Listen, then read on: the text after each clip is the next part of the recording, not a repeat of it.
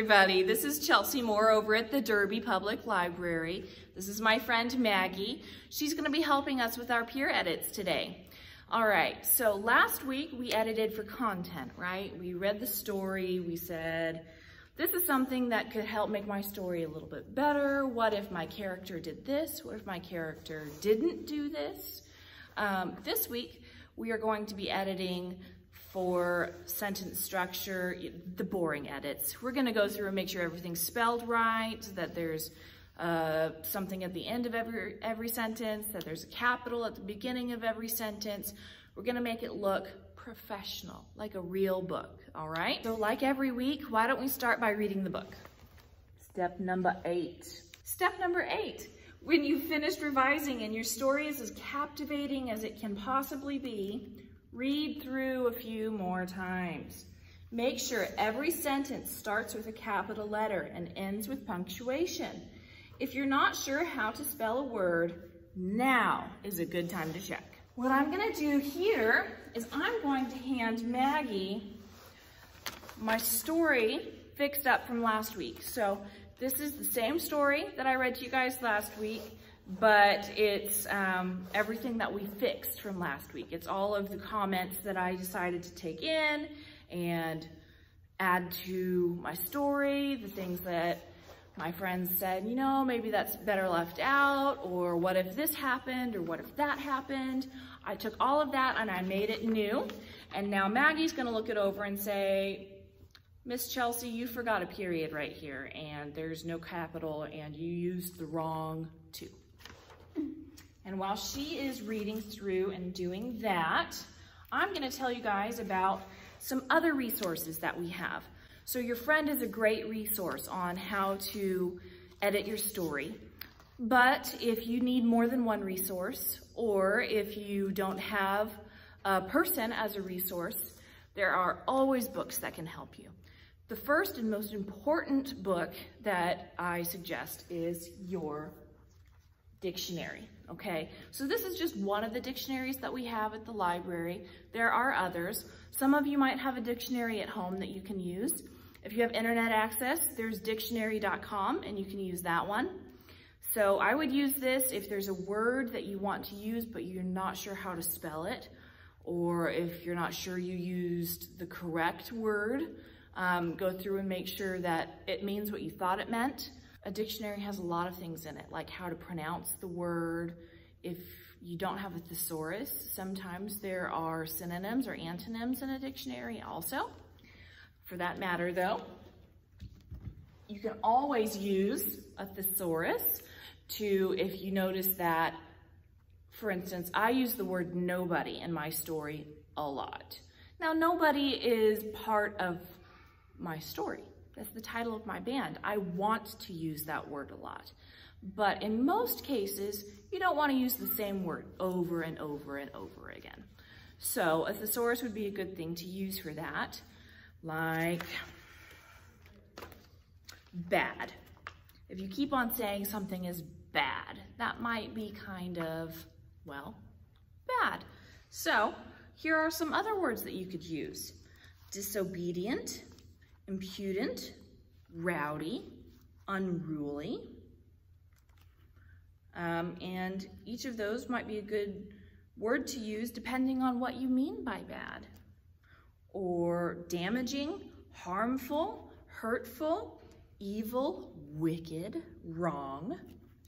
So those are all good synonyms for the word bad. You would find that in your thesaurus. So your dictionary has some synonyms in there too. So that's your dictionary and your thesaurus. But there are other kind of edits you can make in your story too, like punctuation. For instance, do you know how to write a quotation? Do you know where to put the quotation marks?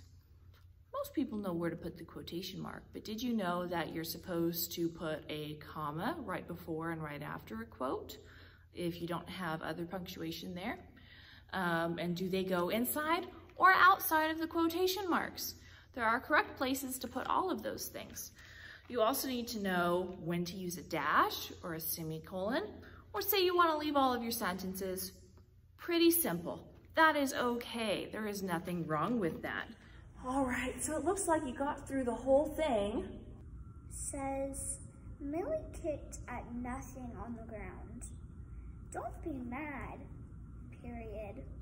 Millie, I think you should get rid of the period between Millie and mad. Okay. Because you wouldn't stop between those. Like, you would say, don't be mad, Millie. Not, okay. Don't be mad, Millie. That makes sense. The next one says, that's it. Millie countered. I want to stay a nobody. I don't want all this. It was a period, but I do think that you would, like, if I were Millie, I would be yelling that. Okay, so maybe an exclamation point there then? Mm-hmm. Okay. Okay, so it says, it'll be our first gig, Jordan smiled. On the J on Jordan, you didn't put a capitalized. And that's somebody's name, I've got to capitalize that. Okay. The next one says, the only thing Millie hated more than attention was shopping. But she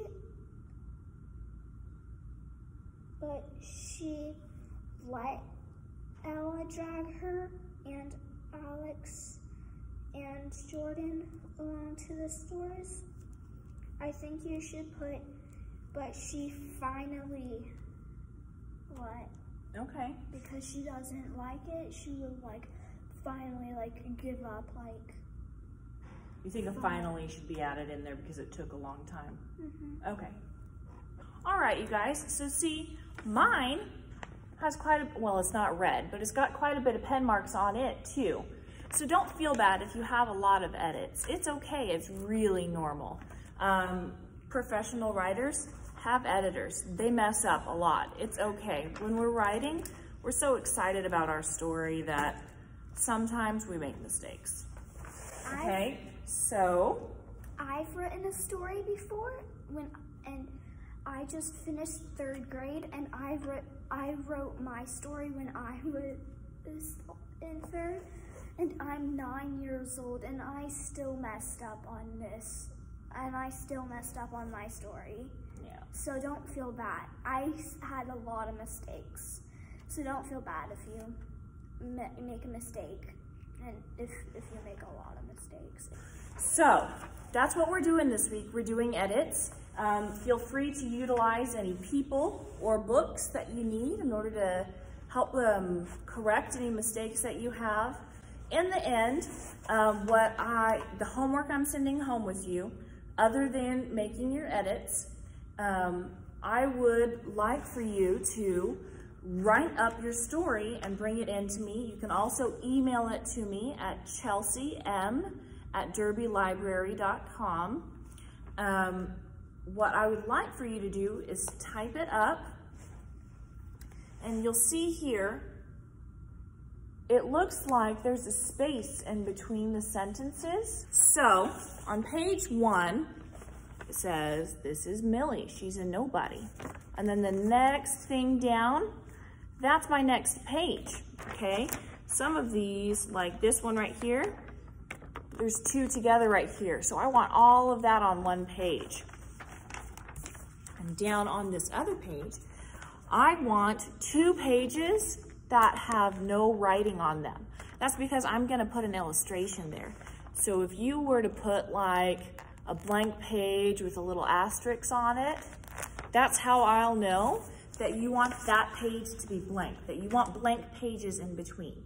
So the purpose of doing all of this is that when you bring this to me, I will type it up exactly the way you have it, so that you can do the illustrations next week.